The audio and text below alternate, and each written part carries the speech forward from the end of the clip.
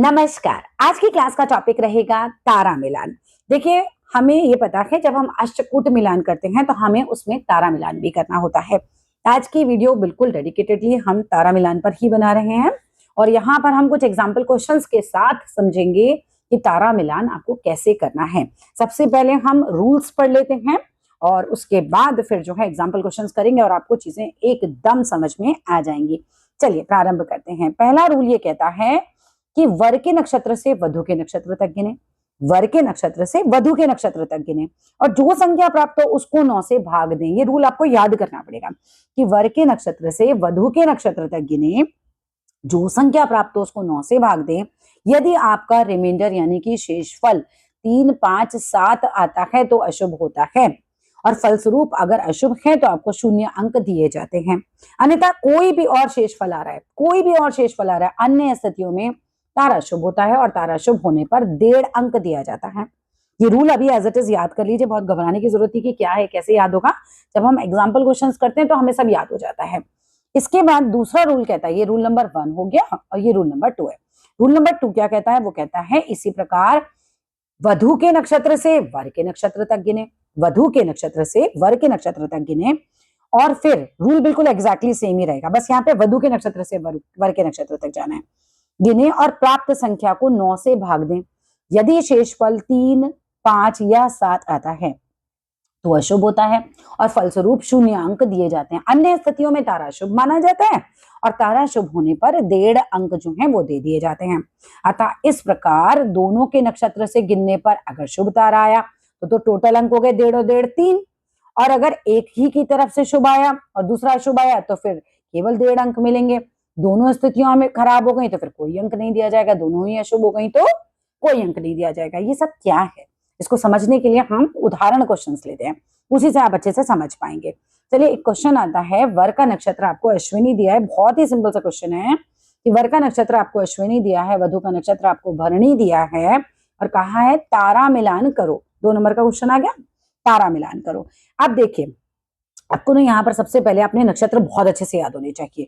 ठीक है, फिलहाल के लिए मैं आपको अश्विनी और ये दिखा दे रही हूँ। ठीक है, हमारे क्वेश्चन में था अश्विनी और भरणी। ठीक है, नक्षत्र है अश्विनी और वधु का नक्षत्र है भरणी। अश्विनी से भरणी यहाँ मैंने नीचे बना रखा है, वैसे तो नेक्स्ट नंबर पे ही आता है अश्विनी भरणी, है ना, लेकिन फिर भी जिन लोगों को याद नहीं है वो देख लें।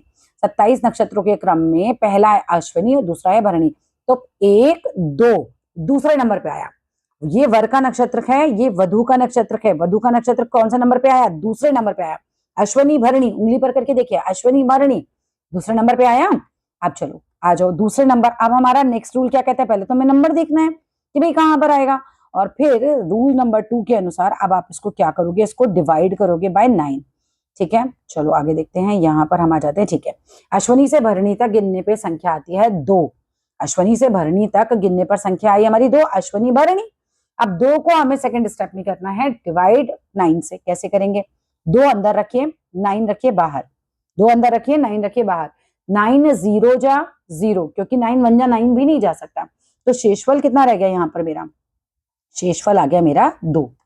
आई होप क्लियर चल रही हूं मैं। 9 0 जा, किसी भी नंबर को 0 से मल्टीप्लाई करते हुए गेट 0। 9 0 जा 0, यहाँ माइनस क्या आ गया? 2, 2 शेषफल आया। शर्त के अनुसार अगर हमारा 3, 5 या 7 आता तो अशुभ होता और 0 नंबर मिलते।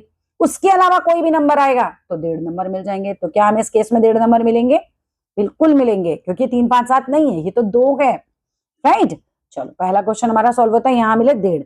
अब आधा क्वेश्चन सॉल्व हुआ पहले में भी। अब हमें वधु से वर के नक्षत्र तक जाना है। थोड़ा सा लंबा हो जाएगा क्योंकि भरणी से अश्विनी तक गिनना है, भरणी से अश्विनी तक गिनना है। अब यहाँ पर मैंने लिखा है कि यह आएगी संख्या 27। चलो देखते हैं कैसे आई 27। भरणी से अश्विनी तक चलते हैं। यहाँ पर नीचे आ जाओ नक्षत्रों पर, थोड़ा सा इजी हो जाएगा। शुरू शुरू में हम बहुत एकदम स्टेप बाय स्टेप चलेंगे ना। भरणी से अश्विनी तक जाना है तो गिनना शुरू कीजिए। 1 2 3 4 5 6 7। कैसे गिनेंगे हम इसे? ऐसे गिनिए, उंगली पर रखिए। भरणी, कृतिका, रोहिणी, मृगशिरा, आद्रा, लेकिन फिर हम ऐसे गिनेंगे तो नंबर नहीं गिन पाएंगे। चलो इसको ऐसे ही गिनते हैं हम, क्योंकि मैं ऐसे आपको नहीं समझा पाऊंगी तो फिर मैं ऐसे गिन देती हूँ। भरणी से जाना है तो 1 2 3 4 5 6 7 8, 8 तक आ गए। 9, 10, 11, 12, 13, 14, 15, 16, 17, 18, 19, 20, 21, 22, 23, 24, 24, 25, 26, 26 के बाद आ जाओ जी, यहाँ पर रह गया 1, 27। मैं पूरा का पूरा यहां से एक नंबर पकड़ी, यहां से मैंने एक नंबर पकड़ा और पूरा गिनती चली गई 1, 2, 3, 4 करके यहां पर पहुंची तो 27 नंबर पे मैं पहुंची हूँ। यानी कि भरणी से अश्वनी तक मैं जब जाती हूँ तो मेरे नंबर आते हैं 27। ठीक है, मेरे नंबर आते हैं 27। गिनने का तरीका आपने सीख लिया, अब बस डायरेक्ट क्वेश्चन करेंगे। ठीक है, आ जाओ यहाँ पर, तो आता है हमारा 27। अब जब 27 को हम 9 से डिवाइड करेंगे, सेकंड स्टेप में क्या होता है, पहला स्टेप है गिनना, दूसरा स्टेप है डिवाइड करना। अब 27 अंदर रखो, 9 बाहर, 9 से ही डिवाइड करना है तो 9 हर केस में बाहर ही है। 9 3 जा 27, 9 3 27 बोलेंगे, 0 आ गया। अब शेषफल कितना आया, 0। हमारी कंडीशन थी कि 3, 5 या 7 आएगा तो कोई नंबर नहीं मिलेगा, 3, 5 या 7 आएगा तो हमें 0 नंबर मिलेंगे। अगर ये तो 0 है, 3, 5, 7 नहीं है, फिर 1.5 नंबर मिल गया, दोनों तारे शुभ हैं तो 1.5 और 1.5 कितना हो गया, 1.5 प्लस 1.5, 1.5 नंबर उधर मिला, 1.5 नंबर इधर मिला, तो आते हैं कुल अंक 3। चलिए नेक्स्ट उदाहरण करते हैं, तो हमें टोटल जो तारा मिलान में अंक मिले उसमें 3 नंबर मिल गए। नेक्स्ट क्वेश्चन आता है, वर का नक्षत्र है अश्विनी और वधु का नक्षत्र है कृतिका। वर का नक्षत्र है अश्विनी और वधु का नक्षत्र है कृतिका, तारा मिलान करो। पहले तो अश्विनी से कृतिका तक जाएंगे, अश्विनी से कृतिका तक गिनने पर 3 आता है। कैसे, अश्विनी भरणी कृतिका 1 2 3, अश्विनी भरणी कृतिका 1 2 3, तो आ जाता है हमारा 3 अंक।